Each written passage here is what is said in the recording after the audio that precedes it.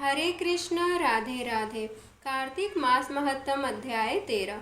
राजा पृथु ने हाथ जोड़कर देव ऋषि नारद जी से कहा, हे महाराज, अब भगवान की पूजा महात्म्य सुनाने की कृपा कीजिए। तब नारद जी बोले, हे राजा पृथु, जो मनोविनोद हंसी में भी भजन करता है उसको परम पद प्राप्त होता है। जो श्रद्धा युक्त होकर भजन करता है उसके महात्म्य का वर्णन नहीं किया जा सकता। इस संबंध में मैं एक अति प्राचीन इतिहास सुनाता हूँ, ध्यान पूर्वक सुनो। नारद जी ने कहा, कलिंद पर्वत पर दीर्घपुर नामक नगर में सुबाहु नाम का एक अत्यंत धर्मात्मा राजा राज्य करता था। वह प्रजा का पुत्र के समान पालन करता था। उसके धूम्रकेश नाम का एक पुत्र था जो अत्यंत दुराचारी परिस्त्रीगामी चोर तथा जुआरी था। पुत्र के दुराचरणों को देखकर राजा सुबाहु ने उसे अनेक बार ताड़नाएं दी, परंतु वह किसी प्रकार नहीं माना। एक दिन खेलते हुए उसकी गेंद छोटी रानी के महल में जा गिरी। जब वह गेंद लेने के लिए महल में गया तो उसकी विमाता छोटी रानी उस पर मोहित हो गई और उन दोनों ने कामांध होकर भोग विलास किया। जब राजा को इस बात का पता चला तो राजा ने धूम्रकेश को प्राणदंड तो नहीं दिया, परंतु उसे अपने राज्य से बाहर निकाल दिया। अब राजकुमार वन में रहकर प्रतिदिन मांस मदिरा खाता पीता तथा रात्रि को वेश्याओं के यहाँ निवास करता। चोरी आदि करके जो भी धन वह प्राप्त करता सब वेश्याओं को दे देता। इस प्रकार अनेक वर्ष व्यतीत हो गए। एक समय वह भटकते भटकते वृंदावन में पहुंच गया। वृंदावन में धूम्रकेश ने सत्यव्रत नामक एक परम विष्णु भक्त को देखा, जो अपना घर बार छोड़कर कार्तिक मास में वृंदावन में रहकर भगवान का पूजन करता तथा केवल कंद मूल और फल खाता था। वह भक्त प्रतिदिन भगवान को वेश्या के घर आकर मिट्टी की एक मूर्ति बनाकर वैसे ही सब कृत्य किए और अंत में स्तुति आदि करके वेश्या के घर में ही सो गया। देवयोग से राजा के दूत भी उसी समय वहां आ गए और उनके हाथ से धूम्रकेश मारा गया। यमदूत उसको महापापी समझकर मारते हुए पकड़कर यमराज के पास ले गए। धूम्रकेश को देखते ही यमराज अपने सिंहासन से खड़े हो गए और पद्म अर्घ आदि देकर उसका सत्कार किया। फिर अपने दूतों को फटकारते हुए कहा, तुमको धिक्कार है। जब हमने यह आज्ञा दी हुई है कि विष्णु भक्तों को यहाँ पर मत लाओ, फिर धूम्रकेश को यहाँ पर क्यों लाए? उसने कार्तिक मास का व्रत वृंदावन धाम में चाहे हास्य ही में किया, फिर भी वह वैकुंठ में जाने का अधिकारी है। वैकुंठ में भेजने के पूर्व यमराज ने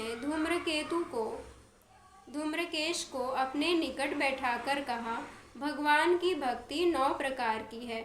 उनकी कथा सुनने से राजा परीक्षित, कीर्तन से सुखदेव, स्मरण से प्रहलाद, पाद सेवा से लक्ष्मी, पूजा से पृथु, वंदना से अक्रूर, दास्य भाव से अर्जुन तथा आत्मनिवेदन से राजा बलि जिस प्रकार परम पद को प्राप्त हुए हैं, उसी प्रकार चाहे हास्य से ही तुमने भगवान की पूजा की हो, मगर फिर भी तुम स्वर्ग के अधिकारी हो। यद्यपि अपने जीवन में किए गए पापों और दुष्कर्मों के कारण तुम घोर नरक के अधिकारी थे, परंतु क्योंकि तुमने कार्तिक मास में भगवान की पूजा की है, अतः अब निश्चय ही तुम्हें वैकुंठ प्राप्त होगा। कार्तिक मास में की गई भगवान की पूजा निरर्थक नहीं जाती। जहाँ पर भगवान शालिग्राम हैं, वहीं पर गंडकी नदी तथा अन्य तीर्थ है। धूम्रकेश को शास्त्रों का कुछ भी पता नहीं था, अतः उसने हाथ जोड़कर यमराज से पूछा, हे स्वामी, भगवान सब नदियों को छोड़कर गंडकी को कैसे प्राप्त हुए? कृपया करके मुझे बतलाएं। यमराज ने कहा, किसी समय वेदशिरा नामक ऋषि सब लोगों के हित की कामना से गंगा जी के तट पर तपस्या कर रहे थे।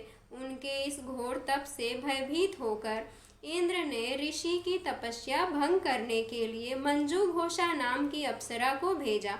मंजू घोषा उस रमणीक स्थान में क्रीड़ा करती हुई अपने रूप और यौवन का प्रदर्शन करके हाव भाव दिखाने लगी। फिर उसी स्थिति में उसने मुनि के चरणों का स्पर्श किया तो उनके रोमांच खड़े हो गए। तत्पश्चात मुनि को अपने वशीभूत जान मंजू घोषा ने अपनी दोनों भुजाएं उनके गले में डाल दी। तब क्रोधित होकर मुनि ने श्राप दिया कि तुम मुझे इस संसार सागर में डालने को उद्यत हुई हो, इसीलिए नदी बन जाओ। मुनि का श्राप सुनकर मंजू घोषा रोने और बिलखने लगी। उसने प्रार्थना करते हुए मुनि से कहा, हे मुने, मैं श्राप के योग्य नहीं हूँ, आप मुझे क्षमा करें। उसकी प्रार्थना से द्रवित होकर मुनि ने कहा कि जिस समय भगवान विष्णु वृंदा के श्रापवश शिलारूप होकर तुम में गंडकी में स्थित होंगे, तब तुम भगवान को धारण करने वाली होगी। इस प्रकार मेरे द्वारा दिया गया यह श्राप तुम्हारे लिए वरदान से भी अधिक श्रेष्ठ सिद्ध होगा। अंत में यमराज ने कहा, हे राजकुमार, अब तुम विष्णु लोक को जाओ। तब धूम्रकेश सुंदर विमान में बैठकर वैकुंठ लोक को चला गया और उसे वहाँ हरि चरणों में स्थान मिल गया। यह सब धूम्रकेश द्वारा कार्तिक मास में मात्र एक दिन पूजा करने का परिणाम था। यह कहकर नारद जी ने अपनी वाणी को विराम दिया। हरे कृष्णा, राधे राधे।